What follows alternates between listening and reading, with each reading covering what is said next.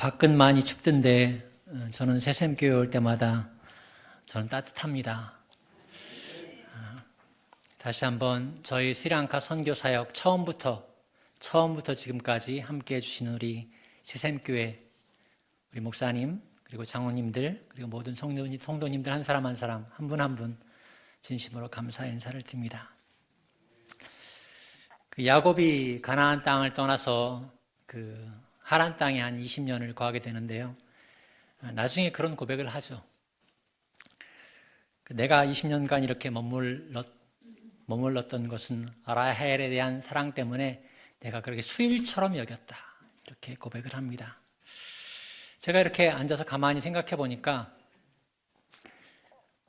야곱이 가나안 땅을 떠나서 하란으로 간 것도 야곱 자신의 의지는 아니었습니다.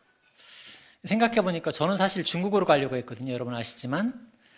그런데 신 목사님께서 이제 스리랑카 한번 다녀오시더니 저에게 계속 스리랑카를 권하셨습니다. 돌아서 생각해 보니까 지금 과거를 이렇게 생각해 보니까 그 모든 과정이 저에 대한 그리고 교회에 대한 하나님의 뜻이었겠구나 그런 고백을 드리지 않을 수 없습니다.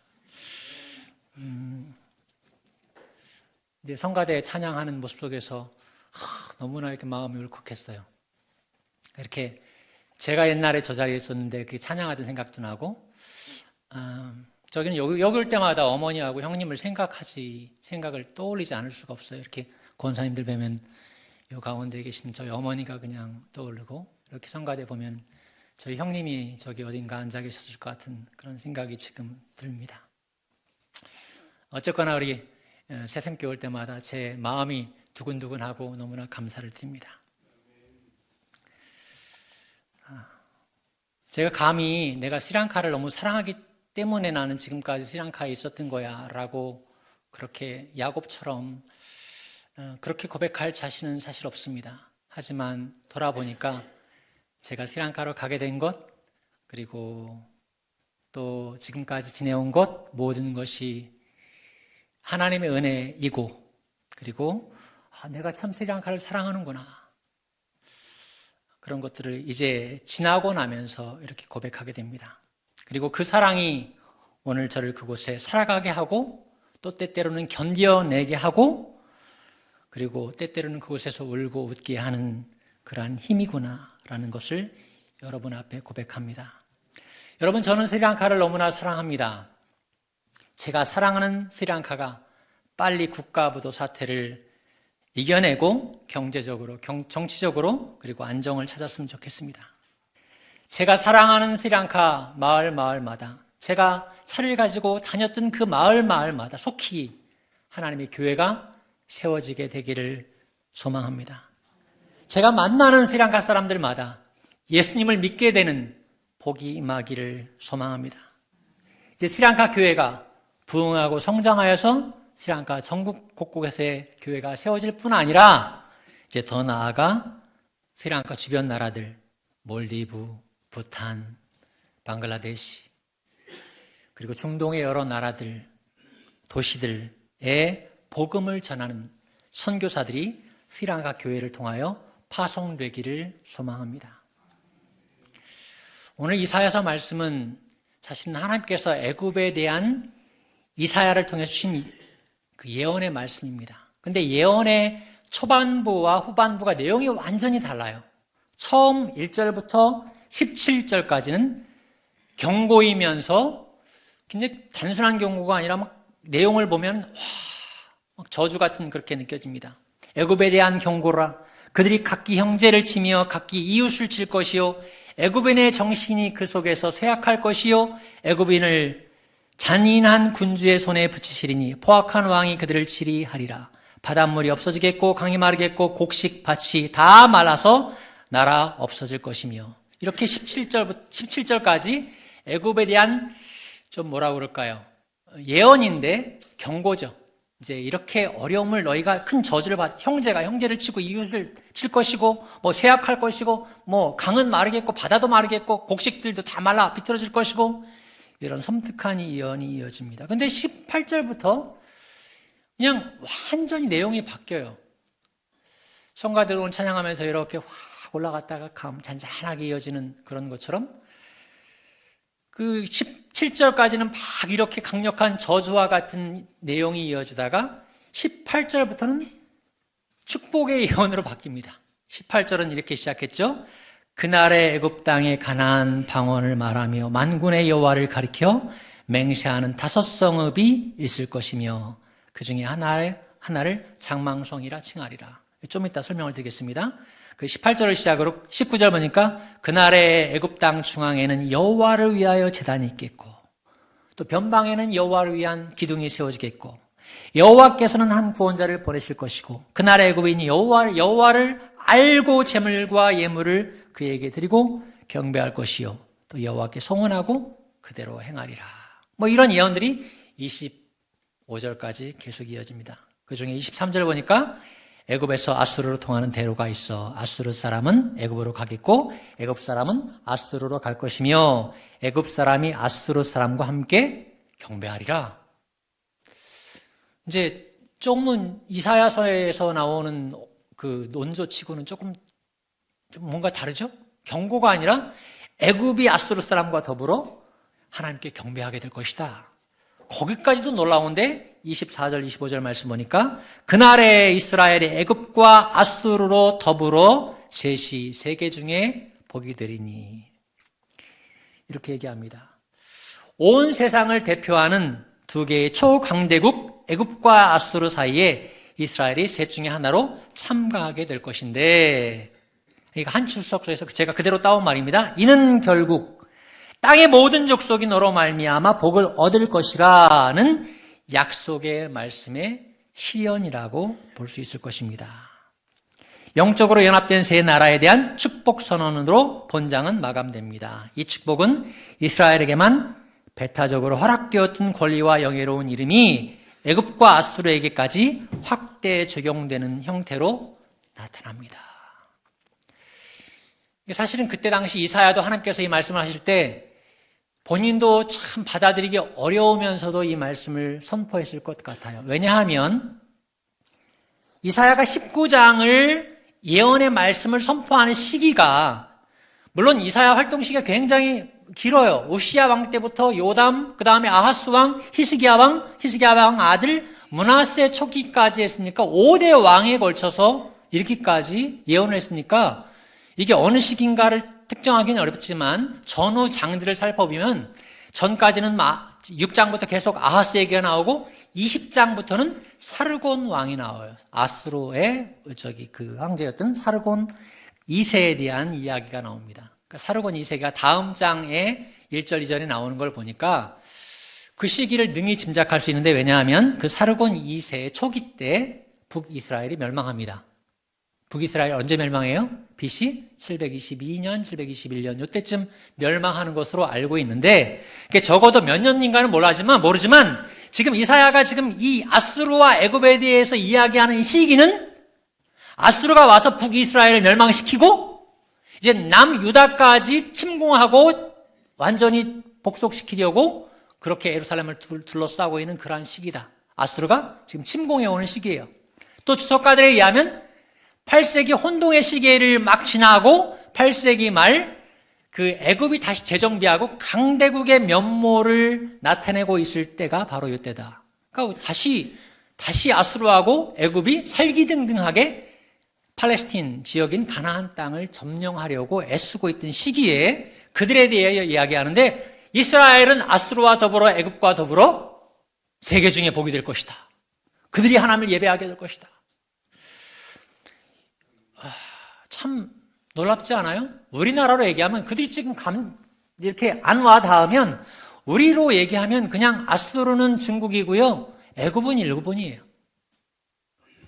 서북쪽, 동남쪽에 있지만 아수르는 동북쪽, 애굽은 서남쪽에 요 위치만 이렇게 바뀐 것 같아요. 그리고 그 사이에 샌드위치처럼 끼어 있는 나라가 이스라엘과 한국입니다. 우리가 일본을 축복하기가 참 어렵잖아요. 중국 축복하기가 참 어렵잖아요. 안 됐다는 소식이 쌤통이다. 이런 소리가 이렇게 되지. 근데 여기 이사야가 하나님 말씀은 뭐냐면 나의 백성 애굽이야. 나의 손으로 지은 아수르요. 너희 셋이 세계 중에 세계 중에서 나의 복이 될 것이다. 그렇게 얘기합니다. 오늘 송영을 이 천지간 만물들아 복 주시는 주 여호와. 근데 이 천지간 만물들아, 이 천지간의 만물들은 이스라엘만이 아닌 거예요. 그죠? 아수르도 속하고 애굽도 속한 거예요. 그리고 그들에게 복 주신다는 여호와의 말씀이 오늘 성경에도 이어집니다. 어떻게 이런 일이 있을 수 있었을까요? 어떻게 애굽이 하나님의 복이 되는, 아수르가 하나님의 복이 되는, 복을 받았을 뿐만 아니라 세계 중에 복이 되는 역사가 어떻게 일어날 거라고 이사야는 보여주고 있습니까? 그 시작은 18절로 아주 단순하게 시작이 됩니다. 그날의 애굽 땅에 가나안 방언을 말하며 만국의 여호와를 가리켜 맹세하는 5 성읍이 있을 것이며 그중 하나를 장망성이라 칭하리라. 제가 개역 개정으로 읽었고요. 개역 한글로 읽었고요. 지금 저기 화면에 띄어지는 개역 한글 버전인데 여기는 멸망의 성읍이라고 나와 있습니다. 그러니까 이야기는 그런 거예요. 물론 여기에 대한 이 5 성읍이 뭐고 장망성이 뭔지는 누가 잘 설명해 놓으셨어요. 사르곤 2세를 이어서 통치하게 되는 사람이 산헤립이라는, 우리 이사야서나 아니면 열왕기서 보면은 이제 이름이 나오죠. 아수르 왕이, 산헤립이 이제 예루살렘을 둘러싸는 시기가 온 거예요. 남유다 라기스 성인님이 다 쳐면서 오요. 히스기야 때 왕도 라기스 성까지 왔어요. 그래서 산헤립이 오니까 히스기야 왕이 어떻게 해요? 아이고 우리는 좀 봐주세요. 그러고 성전 안에 있는 금은 이런 데 있는 다 금 베껴가지고 다 갖다 바친다고 조공을 한다고요. 우리는 좀 봐주세요. 그럼에도 불구하고 예루살렘도 치러 올라와요. 그런 시기예요. 그러니까 그렇게 유다 땅에 살고 있었던 사람들이 그런 시기가 오면, 전쟁이 나면 어떻게 해요? 지금 스리랑카에 우크라이나 사람들 많이 와 있습니다. 러시아 사람들도 와 있어요. 징집을 피해서, 더위가 아니라 추위가 아니라 징집을 피해서 지금 우크라이나 사람들이 스리랑카까지 많이 나와 있어요. 가나안 땅에 기근이 들면 아브라함 때도 그랬고 이삭 때도 그랬고요. 목초지에 풀만 말라도 아유 여기서 못 살겠어 하고 애굽 땅으로 내려갔습니다. 근데 전쟁이 일어났어요. 아수르가 쳐들어왔어요. 다른 성은 다 점령되고 북이스라엘 망했다는 소식이 들고요. 예루살렘만 남았어요. 다 백성들이 짐을 싸고 보따리 싸가지고 남쪽으로 도망하면서 애굽까지 이뤘습니다. 그리고 가까운 성읍들 먼저 이렇게 차지하면서 살게 됐죠. 스리랑카 땅에도요 한인들이 많이 거주하고 있는데, 초창기 스리랑카에는 한인들 거주한 분들이 어떤 사람들이냐? 다는 아니겠지만 어떤 분들이 많이 하냐면 우리나라에서 경제사범이나 여러 가지 좀 어려운 일들을 이렇게 있으셔서 스리랑카, 한국을 떠날 수밖에 없는 분들이 스리랑카까지 이렇게 밀려 오신 거예요. 그런 분들이 초창기 한인 공동체를 구성하셨더라고요. 여기 살기가 어렵게 된 분들이. 그러니까 그때 당시에 가나안 땅을 떠나서 애굽에서 애굽 땅에 가나안 방언을 말하는 5 성읍이 있었다. 그런데 그곳에서 여호와를 가리켜 맹세했다. 하나님께 예배했다는 것이죠. 처음에는 애굽 땅에 있는 야훼 신앙 공동체는 가나안에서 온 이민 공동체였을 거라는 건 확실합니다. 그죠? 우리도 미국 가면은 애틀란타에, 얼마 전에 목사님 모셔가지고 애틀란타에 교민이 30만 명이래요. 교회가 몇 개라고 하는데 그건 잃어버렸어요. 처음부터 먼저 예배를 짓고 예배당에 나가는 거예요. 교회에 나가는 거예요. 그렇게 시작을 했는데 이 말씀이 여기 왜 나올까요? 그중 하나를 장망성이라 칭하리라.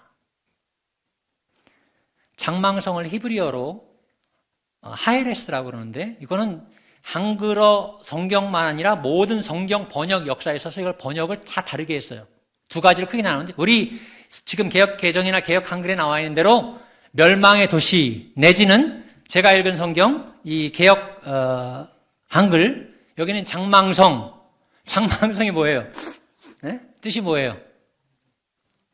네, 장차 망할 도시. 누가 그렇게 칭한 거예요? 이스라엘 사람들이. 왜?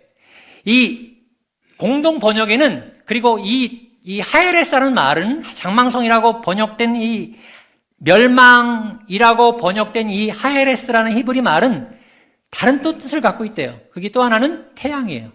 그래서 공동번역 성경이라든지 우리 옛날 기독교에서 봤던 옛날 번역서들 15개, 불가사역을 비롯해서 15개 고대 번역본에는 태양의 도시, 멸망의 도시가 아니라 태양의 도시라고 번역이 되어 있대요.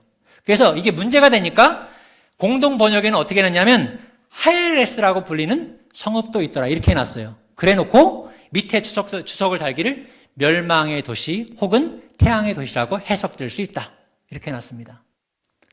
근데 이게 태양이든 멸망이든 간에 먼저 가나안 야훼 공동체 여호와를 섬기던 사람들이 가나안 땅을 떠나서 전쟁 때문에 피난 가가지고 이집트의 성읍에 살다 보니까 한 성읍에 있는 사람들이 태양의 도시라는 말은 태양을 신으로 숭배하는 사람들이 사는 도시라는 거죠.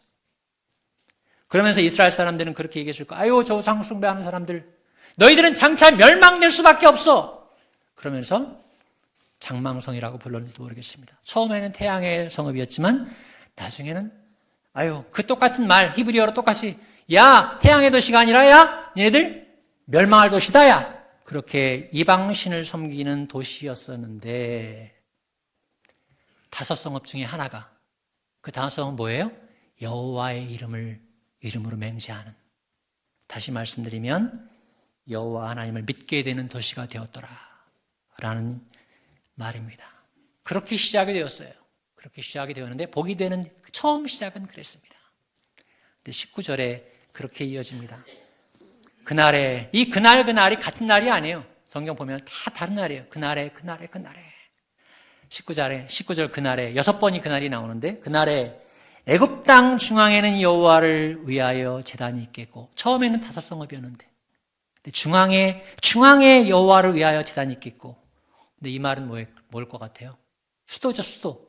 그죠? 우리로 얘기하면 대한민국 서울에 여호와를 위한 제단이 있겠고, 그 다음에 그 변경에는 여호와를 위하여 기둥이 있을 것이다.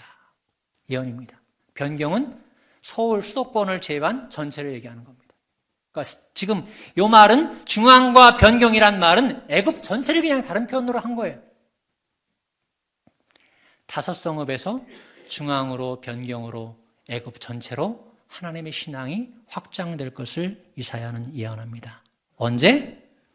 20절 보니까 뭐라고요? 여호와께서는 한 구원자 보호자를 보내사 그들을 건지실 것입니다. 이건 다분히 계속 이사야서에 나오는 메시아 신앙에 대한 고백입니다. 하나님께서 한 구원자를 보내실 것인데 그로 말미암아 그날에 이러한 일들이 있을 것이다. 그 한 구원자가 누구예요? 아멘, 아멘. 예수 그리스도가 오시는 그 이후에요. 그날에 언제가 가는 애굽 땅에도 그 중앙에 변경에 여호와를 예배하는 자가 있게 될 것이다. 이렇게 예언합니다. 여기까지만 해도 참 감동적인데 그 뒤에 23절, 24절 보니까 그날의 애굽에서 아수르로 통하는 대로가 있어. 뒤에 보니까 애굽 사람이 아수르 사람과 함께 경배하리라. 애굽 사람이 아수르로 가게 될 거예요. 애굽에서 아수르로 이어지는 대로가 있는데 애굽 사람이 아수르로 가서 이제 아수르 사람도 하나님을 경배하게 될 것이다. 이게 무슨 얘기예요? 처음에는 가나안 땅에서 온 사람들이 전해준 여호와 신앙을 애굽 사람들도 믿기 시작했는데 이제 아수르로 가는 건 이스라엘 백성들이 아니에요. 누가 가요? 애굽 사람들이 간다는 얘기예요. 애굽 사람이 가서 아수르 사람들한테 하나님 신앙을 전하게 되고 그들도 하나님께 경배하게 될 것이다.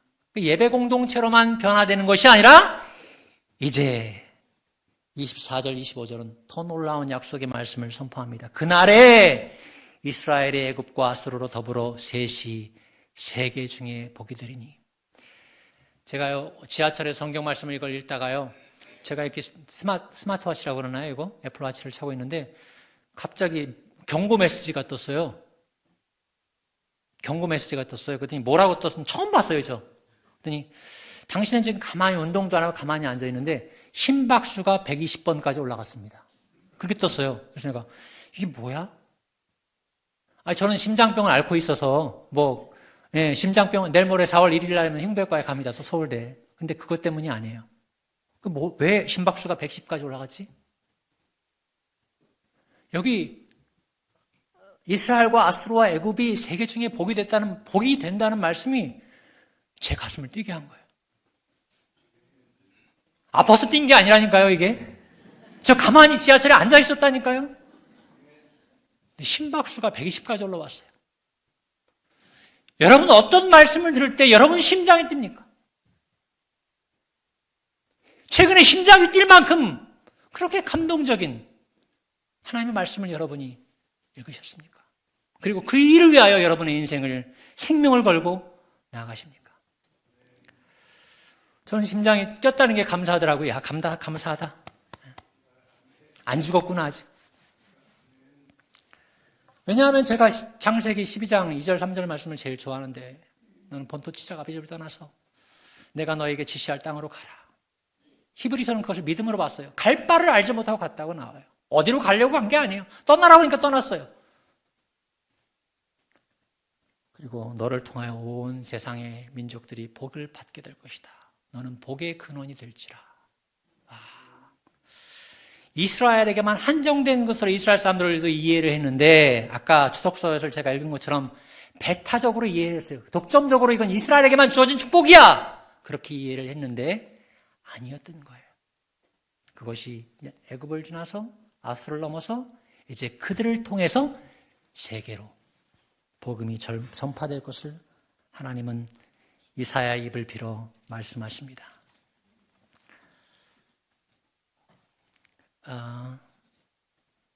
스리랑카 땅도 애굽 땅처럼 태양을 숭배하는 것은 맞지만 골목마다 우상 숭배, 여기 가면 불상, 저기 가면 힌두 신상, 이렇게 저희가 힐링팜 로고스라고 이따 사진을 잠깐 볼 텐데 거기서 사역을 이제 성경 통독 사역을 주사역으로 계속 이어가고 있는데요. 와, 지금 거기 동네가 작은데 거기 이슬람 모스크가 저희 바로 아래에 있고요. 쫙 건너편에 보면 절이 있고요. 왼쪽으로 보면 힌두교 사원이 있어요. 근데 이제 그 건너편에 있던 절의 주지 스님이 저하고는 친구였어요. 예.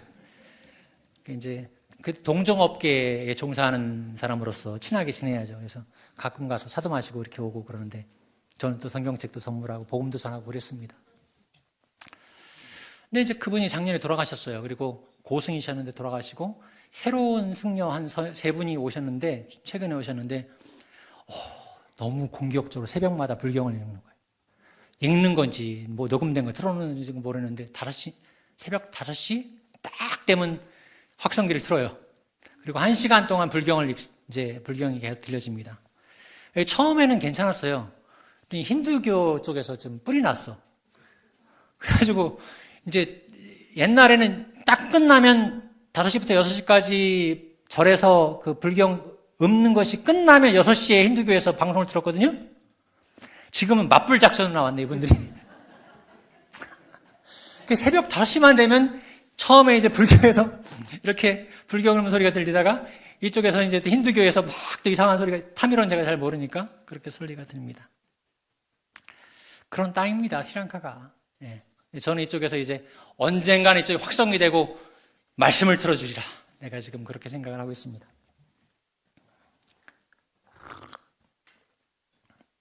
그렇게 우상숭배가 가득한 곳인데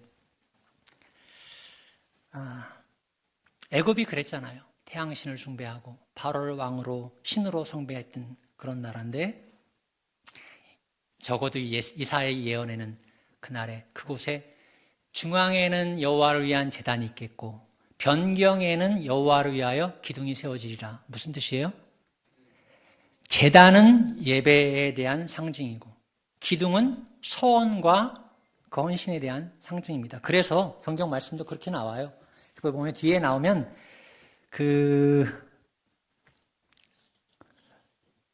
여호와를 알고 재물과 예물을 그에게 드리고 이건 경배할 것이요. 이건 제단 세워진 곳에 사는 것이죠. 그 다음에 여호와께 서원하고 그대로 행하리라. 이건 기둥 앞에 사는 거예요. 그러니까 하나님께 예배하기 위해서는 제단을 먼저 세우고 그리고 야곱도 마찬가지지만 하나님께 서원할 때는 기둥을 세워요. 그리고 그 뜻대로 행하리라 그럴 땐 기둥을 세우는 거예요. 그래서 제단을 세웠다는 거, 기둥을 세웠다는 얘기는 의미는 다르지만 다 주님께서, 근데 애굽 전체 온 땅에서 그런 일이 벌어지게 될 것이라고 그렇게 말씀합니다.